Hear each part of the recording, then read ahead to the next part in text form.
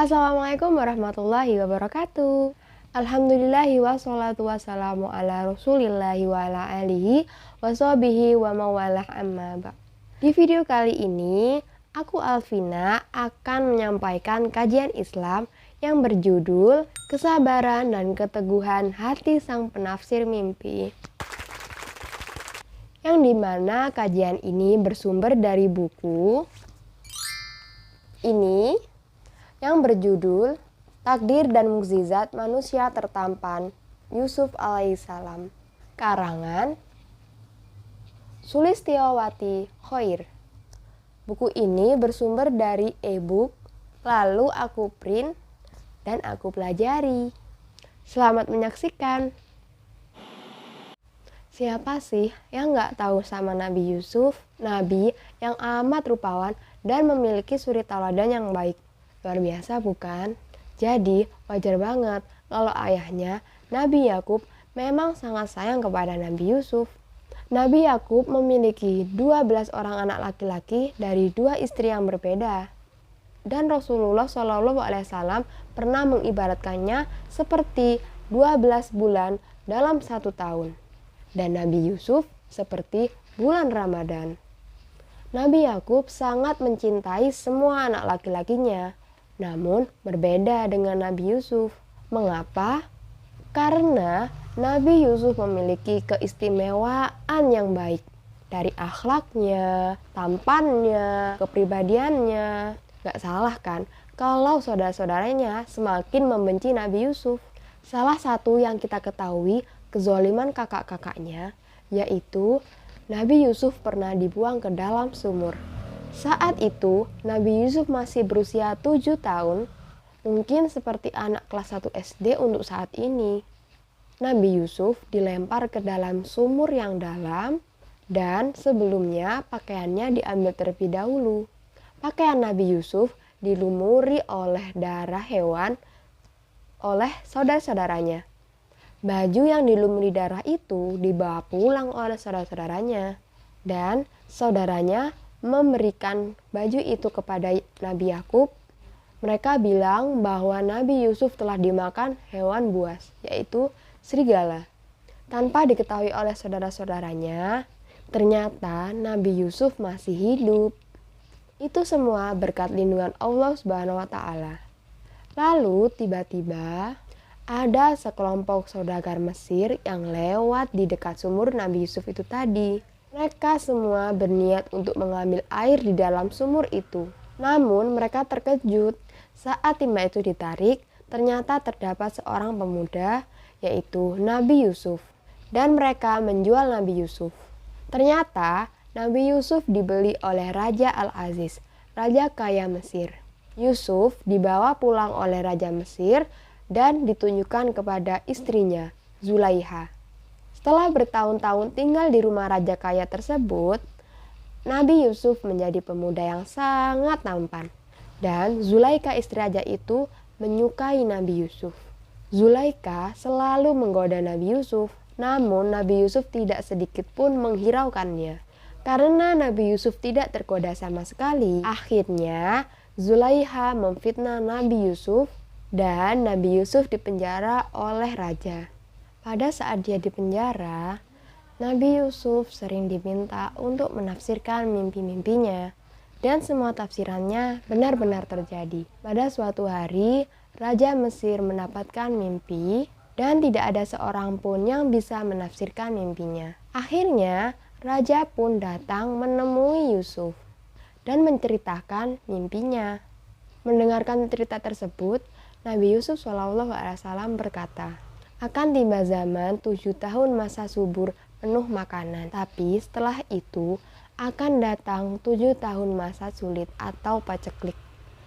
Jadi simpanlah hasil panen untuk persediaan sebelum masa paceklik itu tiba. Atas kemampuan penafsiran mimpi itu, sang raja memprediksi kondisi kerajaan. Kemudian Nabi Yusuf dibebaskan dari penjara dan diangkat menjadi bendahara kerajaan. Bersamaan dengan itu, lalu terbongkarlah tipu daya Zulaikha yang dulu pernah memfitnah Nabi Yusuf. Di suatu hari, Nabi Yusuf tiba-tiba bertemu dengan saudara-saudaranya yang sedang menukarkan emas dengan bahan makanan di Mesir. Dikarenakan keluarga Nabi Yusuf sedang mengalami kekurangan bahan makanan. Lalu Nabi Yusuf berpesan kepada salah satu dari mereka, "Jika suatu hari persediaan makananmu habis, datanglah kemari. Tapi bawalah Bunyamin." Bunyamin adalah adik bungsu Nabi Yusuf yang baik. Saudara-saudara Nabi Yusuf pun terkejut. Bagaimana Nabi Yusuf bisa tahu Bunyamin? Tapi mereka menurut saja. Ketika persediaan makanan keluarga Nabi Yakub habis, mereka tidak punya pilihan.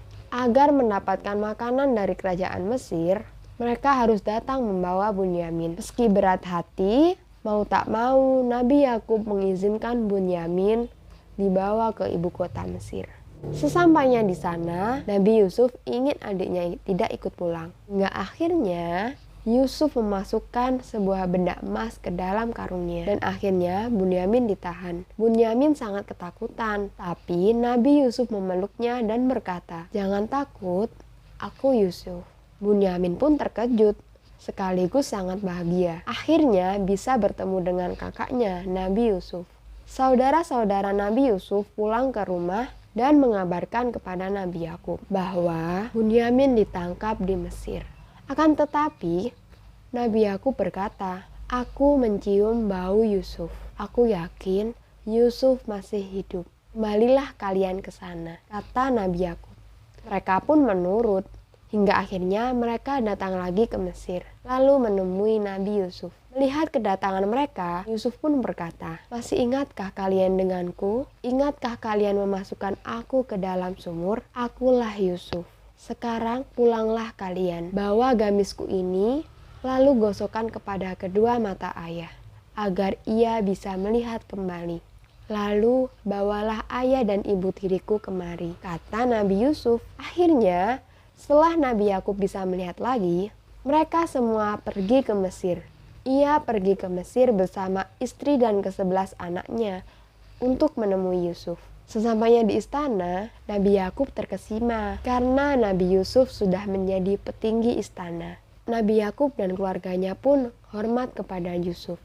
Di sini kita dapat mengambil hikmah bahwa betapa sangat mulia akhlak Nabi Yusuf. Bagaimana menjadi orang pemaaf, tidak menjadi pendendam, dan sabar. Meski ditimpa ujian bertubi-tubi dan dikhianati oleh orang terdekatnya, bahkan saudaranya sendiri, tapi Nabi Yusuf tetap sabar dan selalu ikhlas. Nanti di hari kiamat, di padang mahsyar, ada seorang hamba yang disidang oleh Allah. Orang itu memiliki dosa yang banyak, amalnya nggak ada, selalu ninggalin sholat dan ibadah lainnya. Lalu Allah mengatakan kepada para malaikat yang mencatat amal-amal, "Coba periksalah amal solehnya." Malaikat pun menjawab, "Tidak ada ya Allah." Allah pun bertanya kembali, "Ayo coba periksalah lagi." Dan malaikat pun menjawab, "Amal solehnya ada satu, yaitu memaafkan orang lain. Padahal dia bukan ahli ibadah dan juga bukan apa-apa. Tetapi amal solehnya itu orang yang selalu lapang dada jika ada orang yang salah kepada dia. Dia selalu memaafkan, dia selalu mendoakan orang yang pernah jahat kepada dia." Sehingga Allah pernah berkata kepada malaikat, "Masukkanlah dia ke surga, sebagaimana dia memaafkan saudaranya. Begitu juga aku sudah memaafkan semua kesalahannya," kata Allah. Enak banget kan? Kalau kita memaafkan orang lain, maka Allah juga memaafkan kita. Tapi kalau kita sulit buat memaafkan orang lain, Allah juga sulit untuk memaafkan kita. Jadi dosa kita lama untuk diampuni. Karena apa? Kita yang susah memaafkan kesalahan orang lain. Walaupun dosa kita banyak, tapi kalau kita adalah orang yang pemaaf, maka Allah juga akan lebih pemaaf kepada kita. Nah, itu tadi cerita singkat dari Nabi Yusuf. Semoga kita semua selalu menjadi pribadi yang baik seperti Nabi Yusuf. Terima kasih telah menonton video kali ini. Sampai bertemu di video minggu depan. Assalamualaikum warahmatullahi wabarakatuh.